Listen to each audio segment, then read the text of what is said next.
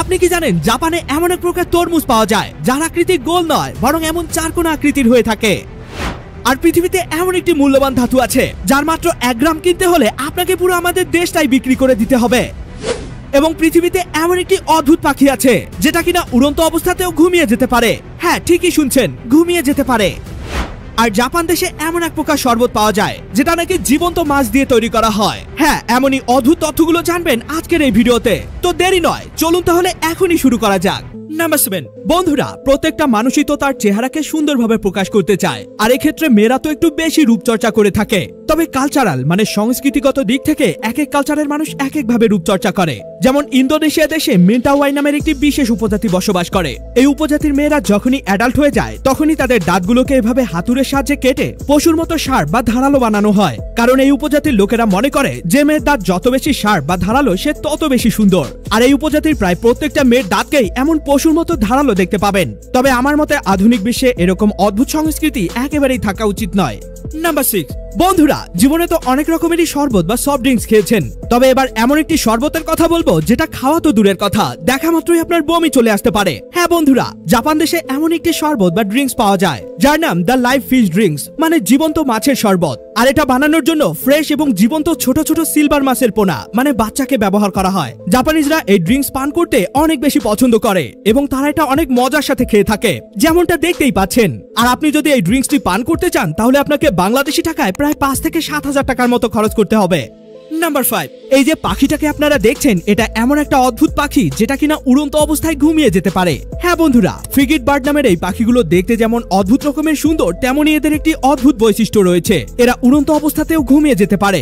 আসলে এই পাখিগুলো যখন এক স্থান থেকে অন্য স্থানে অভিযোজন অর্থাৎ স্থান পরিবর্তন করে তখন তাদেরকে উড়ন্ত অবস্থায় দীর্ঘ পথ অতিক্রম করতে হয়। আর উড়তে উড়তে যখন তারা ক্লান্ত হয়ে যায় তখন তারা উড়ন্ত অবস্থাতেই কয়েক সেকেন্ড এমনকি কয়েক মিনিট পর্যন্ত ঘুমিয়ে নিতে পারে, যেটা সত্যি অনেক অবাক করা একটা ব্যাপার।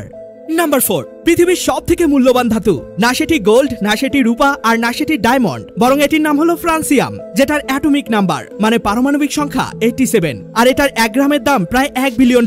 মানে আপনি যদি 1 গ্রাম ফ্রান্সিয়াম কিনতে চান তাহলে আপনাকে বাংলাদেশি টাকায় প্রায় 1222 কোটি টাকারও বেশি খরচ করতে হবে। যদিও পৃথিবীতে এই ফ্রান্সিয়াম ধাতুকে পাওয়া যায় তবে এটাকে সংগ্রহ করা একেবারে অসম্ভব, কারণ পুরো পৃথিবীতে এই ধাতুটির মাত্র 24.5 গ্রাম অ্যাভেলেবেল রয়েছে। আর এজন্যই এই ধাতুটিকে কৃত্রিম ভাবে বানানো হয়ে থাকে, যেটা কিনা অনেক ব্যয়বহুল এবং জটিল একটা প্রক্রিয়া, যার কারণে এই ধাতুটি অনেক বেশি এক্সপেন্সিভ হয়ে থাকে। নাম্বার 3। আপনি কি জানেন যখন কোনো নিউবর্ন বেবি বা কোনো বাচ্চার সদ্য জন্ম হয় তখন বাচ্চাটি তার চোখ দিয়ে শুধুমাত্র সাদা এবং কালো রং দেখতে পায়। মানে সদ্য জন্ম নেওয়া বাচ্চারা তাদের চোখ দিয়ে সাদা কালো ছাড়া অন্য কোনো রঙিন চিত্র দেখতে পায় না। তবে জন্মের কয়েক সপ্তাহ পর সাদা কালো ছাড়াও লাল রং দেখতে পায়, আর মোটামুটি 6 মাস পর নরমাল মানে সব রকমের রঙকেই দেখতে পায়। তাছাড়া এটা জানলে আপনি অনেক অবাক হবেন যে নিউবর্ন বেবিরা সুইমিং মানে সাঁতার কাটতে পারে। যদি কোনো নিউবর্ন বেবিকে পানির মধ্যে ছেড়ে দেন তাহলে সরাসরি তাকে সাঁতার কাটতে দেখবেন। তবে মজার ব্যাপার হলো বাচ্চাদের এই ক্ষমতা জন্ম নেওয়ার কেবলমাত্র 6 মাস পর্যন্তই থাকে, আর 6 মাস পর থেকে সাঁতার কাটার এই অলৌকিক ক্ষমতা ধীরে ধীরে হারিয়ে ফেলতে থাকে, যার ফলে বাচ্চারা বড় হবার সাথে সাথে আবার নতুন করে সাঁতার কাটা শিখতে হয়। তবে এই ফ্যাক্টটি জানার পর মোটেও আপনারা কোনো সদ্য জন্ম নেওয়া বাচ্চা সাঁতার কাটতে পারে কিনা এটা চেক করতে যাবেন না, কারণ এই এক্সপেরিমেন্টটি অনেক সতর্কতার সাথে করা হয়েছে, যেটা কিনা অনেক রিস্কের একটা ব্যাপার।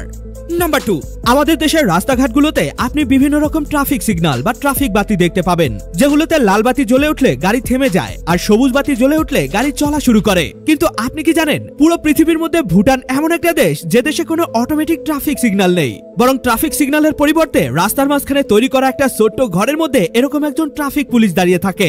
আর এই ট্রাফিক পুলিশই তার হাতের সাহায্যে সব রকমের সিগন্যাল বা ডিরেকশন মেইনটেইন করে, কোন গাড়ি কোন দিকে যাবে তা হাতের সাহায্যে নির্দেশ করে, এমনকি কখন থামতে হবে বা কখন চলতে হবে সেটাও হাতের সাহায্যে নির্দেশ করে। তো আপনার কি মনে হয় 2025 সালে এসে ডিজিটাল সিগন্যালের পরিবর্তে এরকম ম্যানুয়াল সিস্টেম থাকা কতটা যৌক্তিক?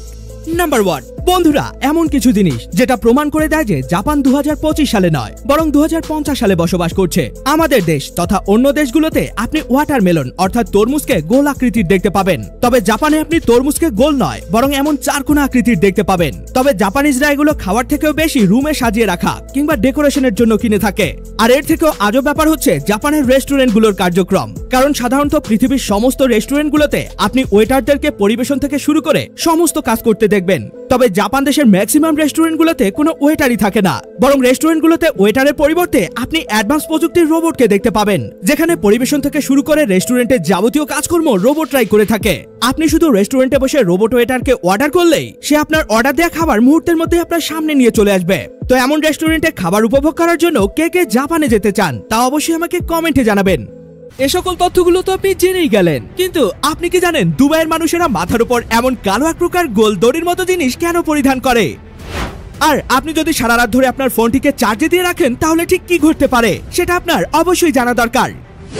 এবং আপনি শুধুমাত্র কাউকে জড়িয়ে ধরেই পেতে পারেন কোকা কোলা, কিন্তু সেটা আবার কিভাবে সম্ভব? আর এই ছোট্ট ছোট্ট নীল বাল্ব বা বাতি তৈরি করে কিভাবে এই ব্যক্তি পৃথিবীর সর্বোচ্চ সম্মানীয় নোবেল পুরস্কার পেয়েছিলেন, ভিডিওটিকে এখনই দেখে নিন। এটিও কিন্তু অনেক অ্যামেজিং একটি ভিডিও। দেখা হবে অন্য কোনো ভিডিওতে, ততক্ষণ পর্যন্ত কিপ দ্য নলেজ।